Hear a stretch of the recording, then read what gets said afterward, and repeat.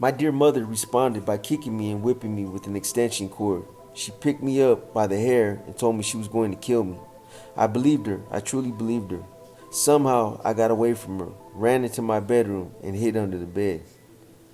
I could feel the pain in my back as I laid there crying, begging God for mercy. About a half hour later, my sister came into the room and told me to come out from under the bed.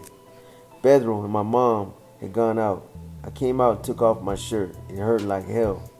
The shirt had stuck to the blood that was dripping out of 3 or 4 different places on my back.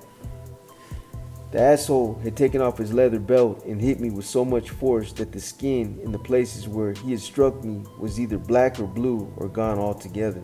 On my legs were the red, black, and blue stripes reflecting the help my loving mother gave me with the extension cord. I stayed in my room for the rest of the night, crying and wondering what I had done to deserve such punishment. I was afraid to fall asleep. My mother and Pedro would probably continue their abuse once they returned. Every time I heard the front door open, I got under the bed. Most of the time it was my sisters. They were running around, playing, laughing as if nothing had happened. I envied them. I hated them. I wished them dead. I knew it wasn't their fault, but I just couldn't understand why I was the only one being treated abusively. I heard my mother's voice and immediately put my shirt back on and got back under the bed. She was laughing with Pedro Jr. I heard her in the kitchen talking to my oldest sister, something about Puerto Rico. I heard Pedro come in talking loud as hell, asking where I was. I got as close to the wall as possible, bracing myself for another beating. Pedro was cursing and saying he would kill me if he ever caught me writing numbers again. My mother didn't reply. I heard her tell my sisters to go to bed. Pedro continued ranting and raving for at least another hour. Then all was silent. I was sure everybody had gone to bed, but I was still too scared to come out from hiding.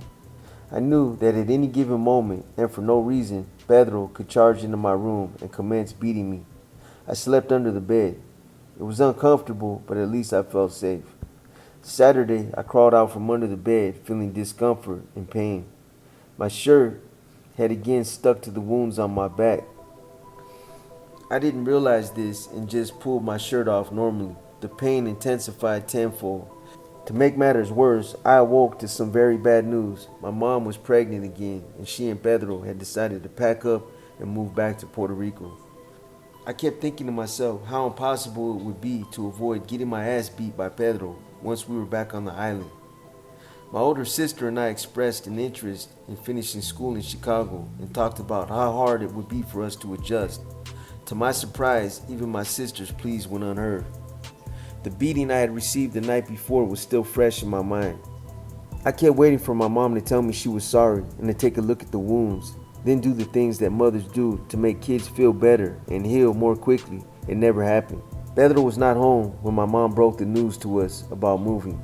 The first thing he told me when he came home was that I was lucky he hadn't killed me. He told me I had better watch myself because we were going to Puerto Rico to live in his house and I wouldn't have anywhere to run or hide. My mother heard him say these things to me but dismissed him by saying that Pedro didn't mean what he said. Just the thought of being trapped in Puerto Rico with that asshole brought tears to my eyes and made me fear for my life. I spent all day Sunday crying and wondering how I would survive. I had this idea that if Pedro actually tried to kill me and failed, my mother would probably finish me off. I spent half the night twisting and turning in my bed, wondering what I had done to deserve what was happening to me. The weekend was over and it was time to go back to school. What a relief. I had a reason to leave the house. The hatred I felt for my mother was undeniable. I didn't talk back to her or attack her, but it wasn't out of respect. It was because of fear. Fear that she would unmercifully beat me into submission, that she would torture me for the pleasure of hearing me scream. In my mother, I saw all that was evil in the world. She was Satan, she was Hitler, and she was a venomous snake disguised as a harmless flower. My mother was that warm, safe, inviting place that turned into an inferno once an entry was made. The way she would act after beating me, as if nothing had happened, burned me up inside. Somewhere in her warped mind, she must have thought she was teaching me some kind of lesson. Oh, how I hated her, how I wanted her to die.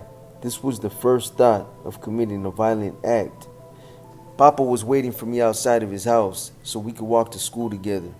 I tried to avoid him, but he caught up to me and asked me why I didn't come out all weekend. I kept silent. I was lost in thoughts of the embarrassment I would feel if anybody saw my back. Papa was usually quiet. He usually kept messing with me until I broke down and started messing with him back. We were the class clowns, but that day it was obvious to the whole class that something was wrong.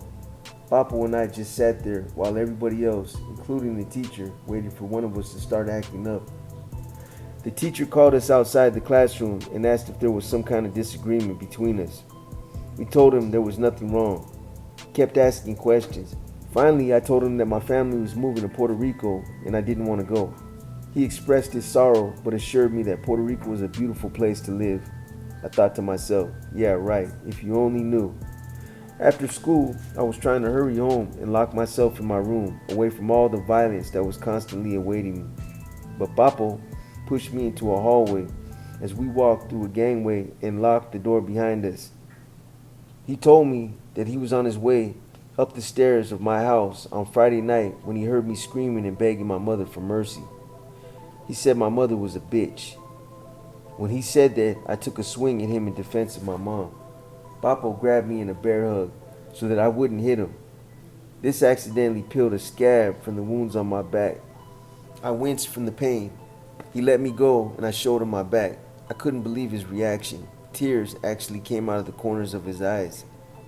Even with the hatred I felt for my mother, I felt the need to come to her defense when Papo called her a bitch. That's just the way it is. Honor thy mother no matter how much pain and suffering she inflicts on you. That's why no one gets blamed but the kids. A mother's name is sacred. At home, everybody was smiling and happy. My mom had company and she was bragging about moving to the island. She called me over and she told her friends that I was such a good boy, how my grades were always good, and about how obedient I was. She acted as if she was sure I had forgotten the pain, as if I didn't have belt marks on my back.